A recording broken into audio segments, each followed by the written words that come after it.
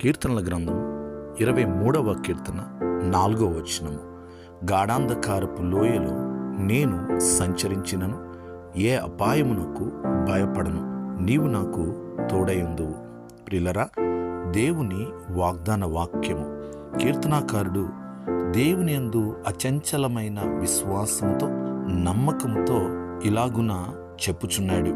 గాఢాంధకారపు లోయలో నేను సంచరించిన ఏ అపాయము నాకు భయపడను, ఆయన నాకు తోడై ఉంటాడు. ఈ రోజున నీవు కూడా గాఢాంధకారపు లోయ గుండా వెళ్ళవలసి వచ్చినప్పటికీ ఆయన నీకు తోడై ఉంటాడు. ఎందుకంటే ఆయన మారని దేవుడు. ప్రార్థన.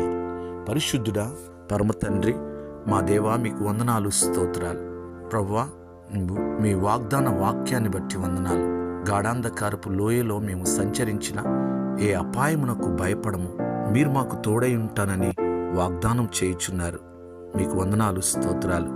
ఈ వాగ్దాన వాక్యం విని ప్రార్థనలో ఏకీభవించిన ప్రతి ఒక్కరిని, వారి కుటుంబాలను దీవించండి. వారు ప్రభువా ఎటువంటి లోయ అనుభవం గుండా వెళుతున్నప్పటికీ ప్రభువా వారికి ఒక నిశ్చయతను, ఒక ధైర్యమును మీరు ఇస్తున్నందుకు వందనాలు, స్తోత్రాలు. వారికి మీరు తోడై ఉన్నందుకు వందనాలు, స్తోత్రాలు. వారి ప్రతి అవసరతను తీర్చండి.